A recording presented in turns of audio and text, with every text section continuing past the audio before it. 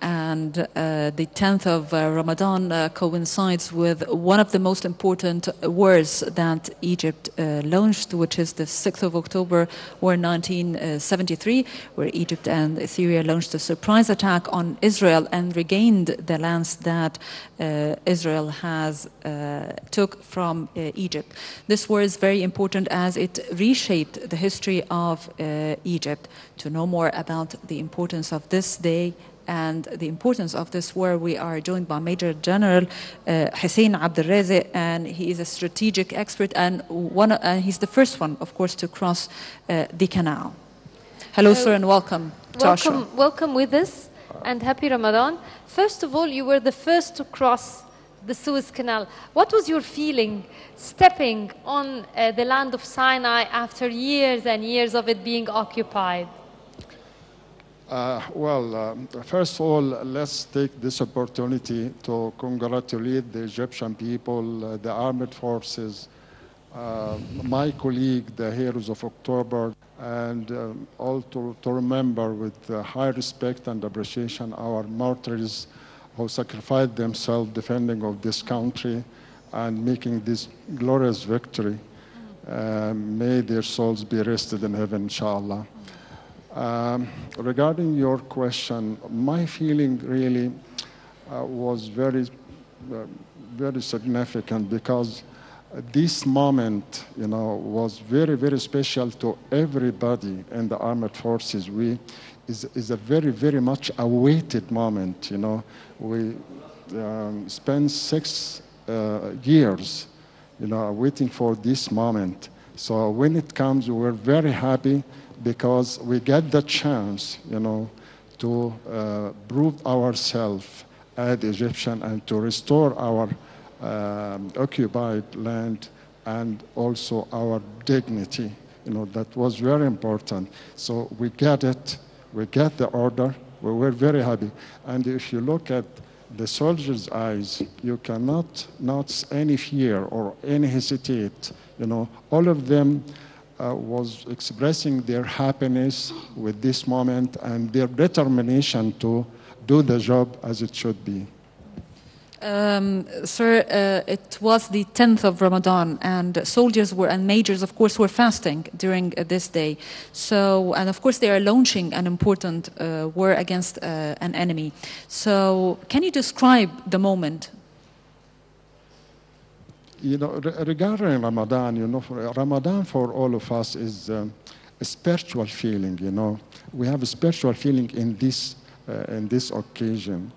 And that adds much to our efficiency in doing our job, As for me, I was in the commando troops, for example, but the order given to us is to eat, not to be fasting. And I gave the order to my soldier and my officers. Some of them accept that, and some of them reject that and say, no, I want to fight when I am fasting because if I get died, I'll meet my God while I'm fasting. But for me, our job was very tough. At the beginning, at the opening of this course of the war was very, very tough because we had to cross the canal and we had to fight against tanks. You cannot imagine, the scene. The fight between personnel on their foot with their small arms and the tanks. The tanks is a very, very big machinery weapon, and it has these capabilities of moving, maneuvering, shooting, long-range fighting. But our determination blocked all the things because our job was very, very, very tough, really. And it was a great challenge. And if we failed in this mission, the crossing itself, the crossing process will be affected, because the tanks will reach the canal and will interfere in the crossing process, and that would be very dangerous. So our mission is to block it, to prevent it, from reaching the canal and interfering in the crossing process. We made it, thanks God. We presented our sacrifice, soldiers and officers, but we made it, and we paved the way for the main troops to cross the canal safe and secure and to carry out their mission. What were some of the hard moments you faced to be able to pave the way for our armed forces? Would you tell us more about some of the adventures during the battle? I really, a lot of things, The ones you can share with us. The time, if you pick cannot something. Chance, to... Yeah. If you can share something with us, please. I would say my soldiers, with their little arms, fighting and moving very fast from place to place to shoot at the tanks from here and move very fast to shoot from there. And also the young officers, the junior officers, controlling the move of their elements on the ground, siege the enemy, not allow it to penetrate our ambush. Their determination when they are fighting tanks. I was watching all the things and get satisfied that all the time we spend in training them and in enriching their heart with this high morale and the spiritual feeling, proved to be right, proved to be something valuable, added to their efficiency in doing their mission. So in one occasion, I remember, one of my officers, young officers, he was captain, and then he got shot in his arms, and he had been wounded very severely, and I advised him to be evacuated to the medical point so he can receive treatment from there. He refused. He said if everybody got this fragment or be hurted, to be evacuated, who's going to doing the job? No, I'm stay here. I will receive from the doctor here my treatment, and I will stay in my position. And he insists on that. 2 days later, we received another mission in the depth of the enemy, more than 22 kilometers. We have to move on foot all this distance and to attack a major target in the depth of the enemy. He insisted to participate in this mission, and he get martyred. Yeah, that's one. One soldier, I don't know his name. When I was in my position, my command position, East Kantara, not that some soldier carrying him in a stretch and evacuating him from his position to the crossing point, And I approached him, and he got hurt in his side, and he was bleeding very severely, very weak. He caught my hand and dragged it down, and I gave him my ear, and he whispered, "Please, don't go back without victory." One soldier. I don't know him, but you can imagine a lot of soldiers and officers in these days, were ready to sacrifice themselves for the victory, for restoring the Egyptian territory and the Egyptian dignity.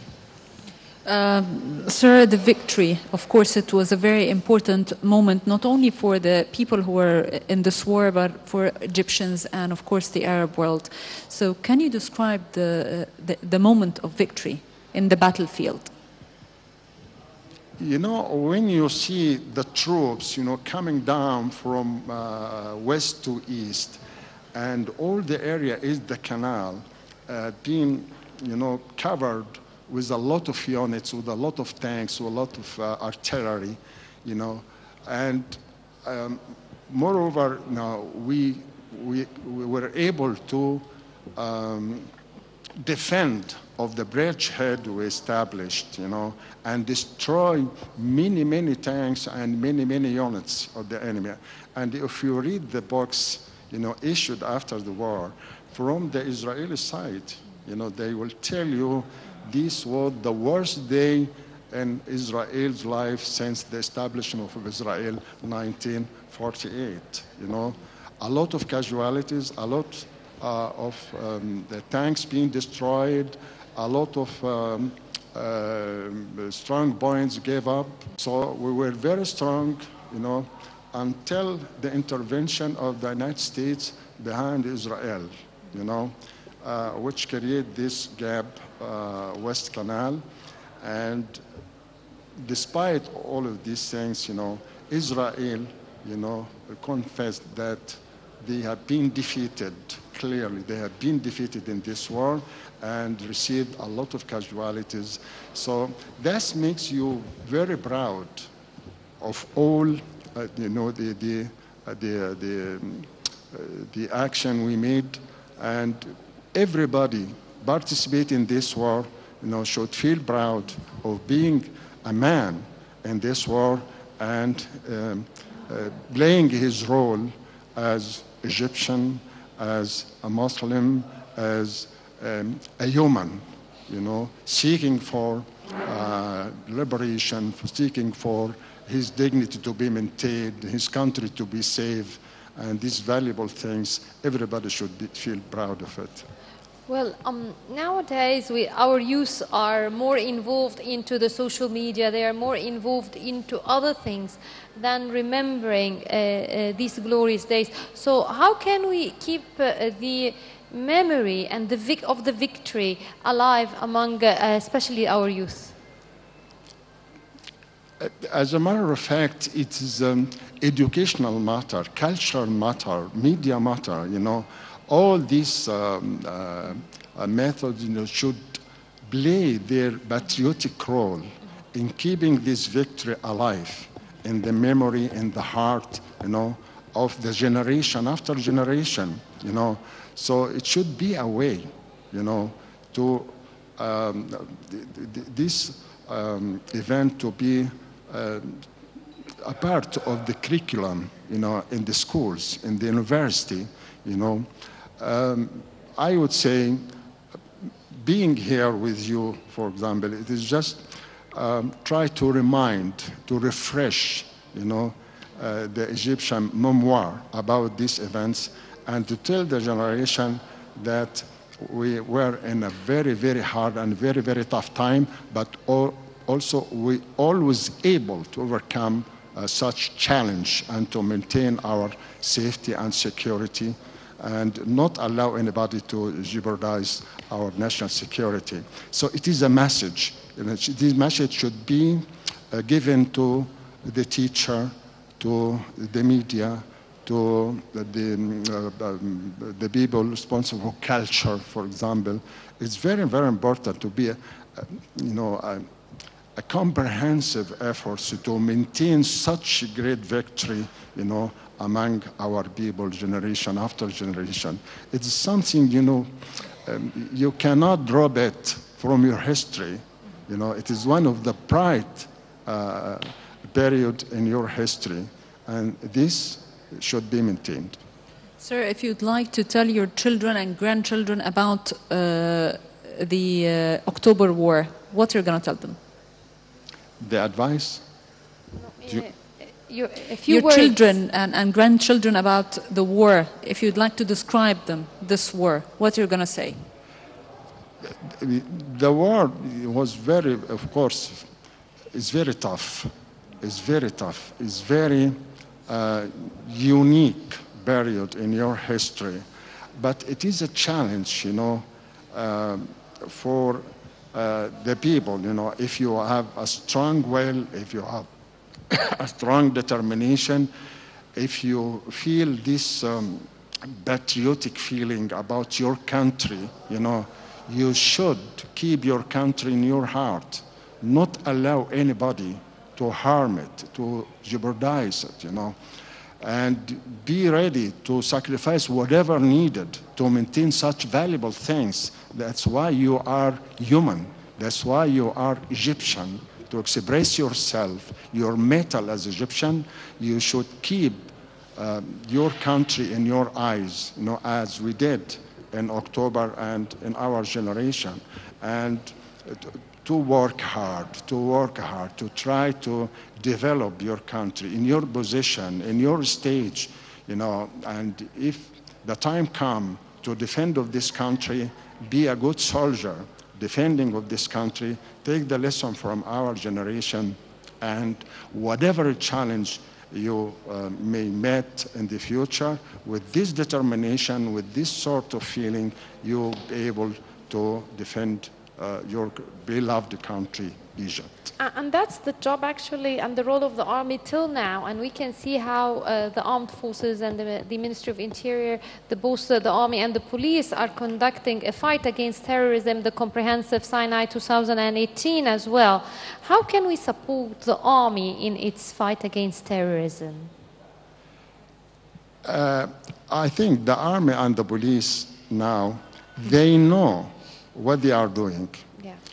All what they need, just the Egyptian people to stand behind them, to support them, to express their respect and appreciation to the sacrifice they made, defending of the Egyptian people, defending of the Egypt to be safe, to be secure, to live a normal life, And this is a big challenge. I'd ask everybody, to clear his mind and to look at the scene from now to the future. If we keep things running, this way we will meet a lot of problems in the future, not for us, but also for our children. But now we need to get together, to be united, the army, the police, and the people behind them, because in October War, and even after the defeat in 1967, the good stand, the strong stand of the people behind the army enabled the army to be reorganized and to restore its capability and to involve in the attrition war and to prepare itself for October War. So whatever challenge we met, hostilities or terrorism, always with our being together, would be able to defeat whatever hostilities we may meet in the future. Well, Major General Hussein Abdel Razik, the first to cross the Suez Canal in October War and a strategic expert, thank you very much for joining us today. You're welcome. I was happy to be with you. Thank you. Thank you very much, Major General, and Ramadan Kareem. Happy Ramadan. And now we will be going to a quick break, but we'll be back for more on Nile Cruise, so stay with us.